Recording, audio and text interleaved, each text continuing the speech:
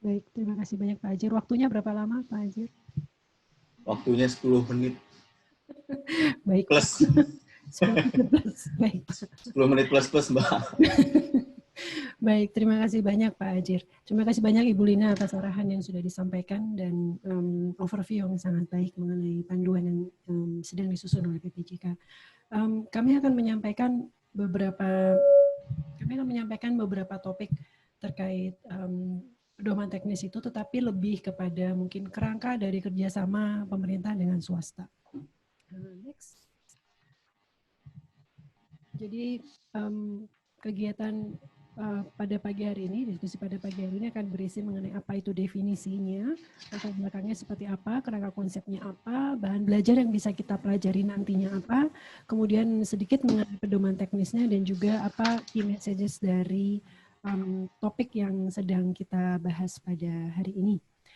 Untuk mengawali, saya mohon kepada para peserta untuk mengisi dulu survei yang akan kami sediakan linknya di chat box yang ada di layar Bapak dan Ibu. Kalau Bapak dan Ibu nanti lihat di chat box ada link mengenai survei kerjasama pemerintah swasta.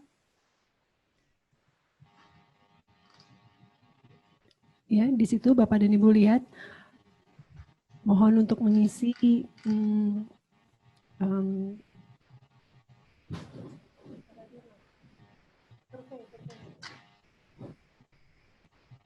Belum ada Mbak Sita. Sebentar. Di chat. Ya ini. Ya. Sudah ada sekarang Bapak ya. Sudah terlihat ya. Mohon mengisi survei melalui link berikut. Silakan diisi dulu mungkin 1 menit, 2 menit.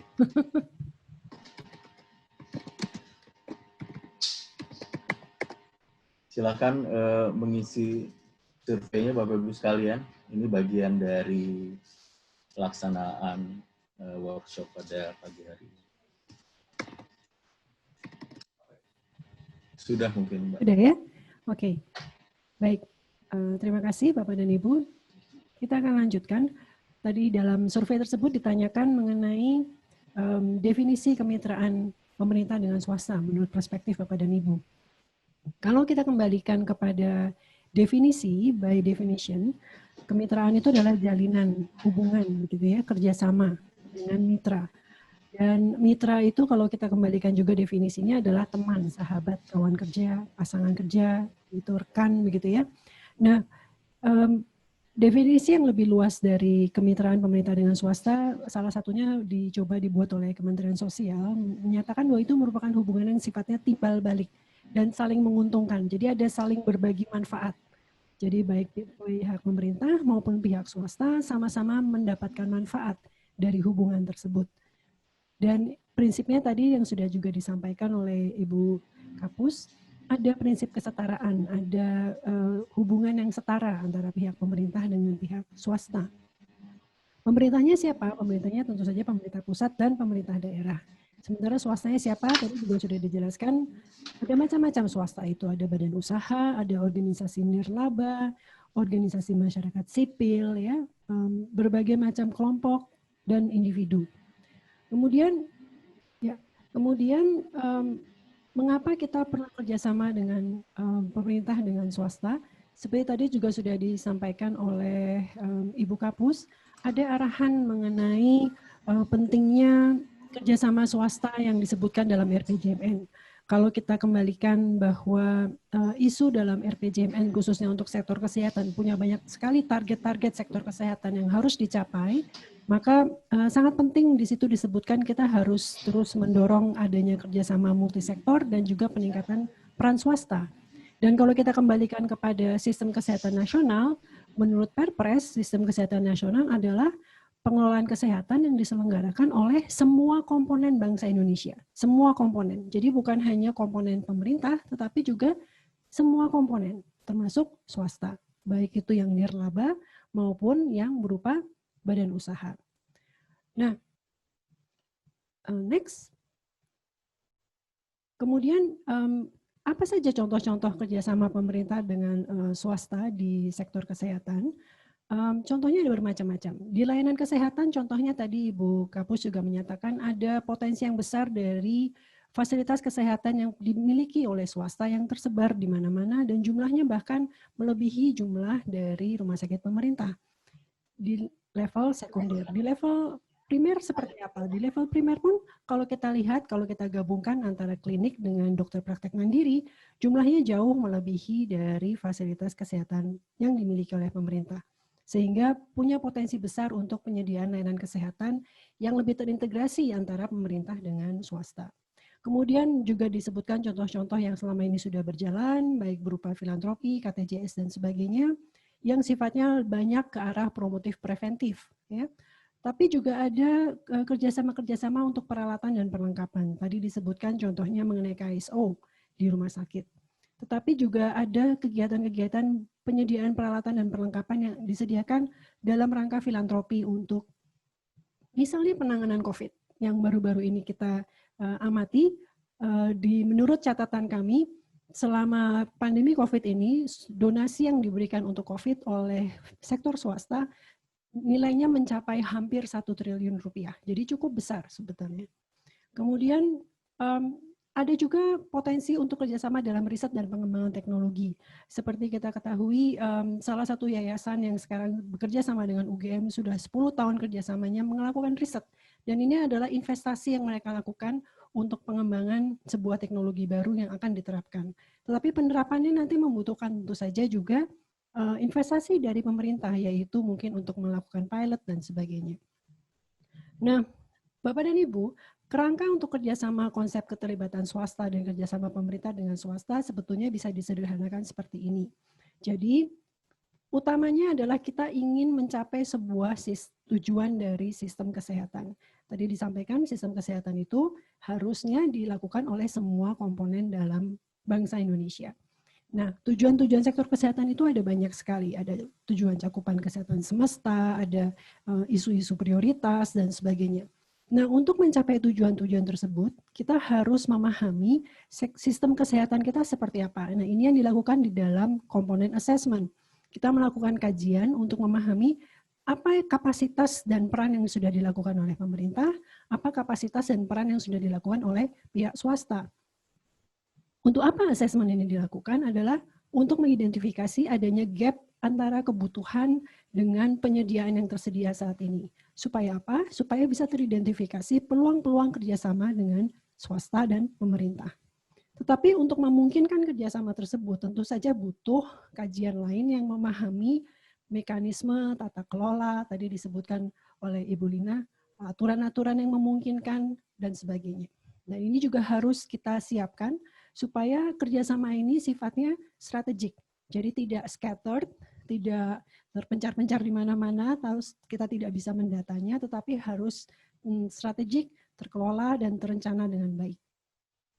Tujuannya apa kita melakukan kerjasama ini? Supaya kita bisa mencapai apa yang namanya layanan yang lebih terintegrasi. Dan ada macam-macam level maupun kedalaman dari integrasi yang kita inginkan. Dan pelaksanaan dari kerjasama itu pun bisa macam-macam. Salah satu yang akan kita bahas pada hari ini adalah salah satunya sistem kontrak. Tapi ada banyak mekanisme lain yang sebetulnya bisa dilakukan. Nah, pesan penting dari kerangka konsep ini adalah pertama tadi, kita harus menaruh kerjasama pemerintah dengan swasta ini sebagai langkah strategis untuk mencapai tujuan sektor kesehatan. Kemudian yang kedua, kita harus menciptakan lingkungan yang kondusif bagi kerjasama tersebut. Artinya dari sisi pemerintah maupun dari sisi swasta harus sama-sama melakukan sesuatu yang mendorong atau menurture gitu ya kemungkinan adanya kerjasama tersebut. Kemudian hal lain yang juga kita ingat, di dalam RPJMN sudah diakui adanya kebutuhan akan pendanaan-pendanaan yang inovatif tadi disebutkan, misalnya filantropi dan sebagainya. Tapi kerjasama pemerintah dengan swasta sebetulnya tidak hanya terbatas dalam hal pembiayaan. Kita bisa berpikir lebih luas daripada itu. Dalam kerangka konsep juga dibahas bahwa kerjasama pemerintah swasta itu seharusnya dirancang untuk mencapai integrasi layanan. Jadi artinya ada komponen-komponen layanan yang bisa disediakan bersama-sama antara pemerintah dengan swasta dan dicapai sinergi antara kedua komponen tersebut. Dan yang terakhir adalah bahwa jangan lupa kalau sudah diimplementasi, kerjasama pemerintah dan swasta juga harus dipantau, harus dimonitoring. Dan pemantauannya harus bersumber kepada kesepakatan akan indikator-indikator apa yang akan dipantau.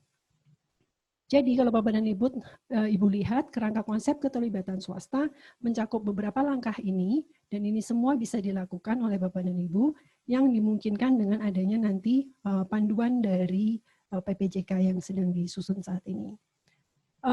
Bahan-bahan yang Bapak dan Ibu bisa pelajari untuk melihat bagaimana kerangka ini penjelasannya secara lebih dalam dan sebagainya, bisa dilihat di website ini. Di sini ada bahan belajar, bahan bacaan yang bisa Bapak dan Ibu pelajari lebih lanjut.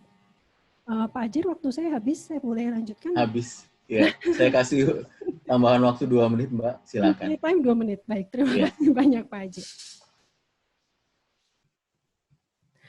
Ya. Baik, tadi disebutkan salah satu yang kita perlukan adalah kebijakan-kebijakan yang kondusif untuk kerjasama. Tadi sudah disebutkan kita sedang menyusun pedoman teknis yang sudah dijelaskan oleh Ibu Lina. Apakah kita punya dasar hukum untuk melakukan kerjasama pemerintah dengan swasta? Ya, ada banyak sebetulnya. Ada PP nomor 28 tahun 2018 yang memungkinkan kerjasama dengan pihak ketiga. Peraturan dalam negeri mengenai kerjasama dengan pihak ketiga juga menyatakan bahwa kerjasama tersebut bisa dilakukan untuk penyediaan layanan publik misalnya.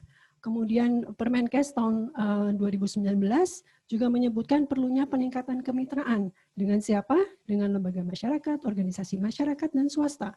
Dan yang terakhir yang juga disebut adalah Permenkes 40 tahun 2018 yang menyebutkan bahwa sebetulnya ada berbagai macam bentuk kerjasama yang bisa dilakukan.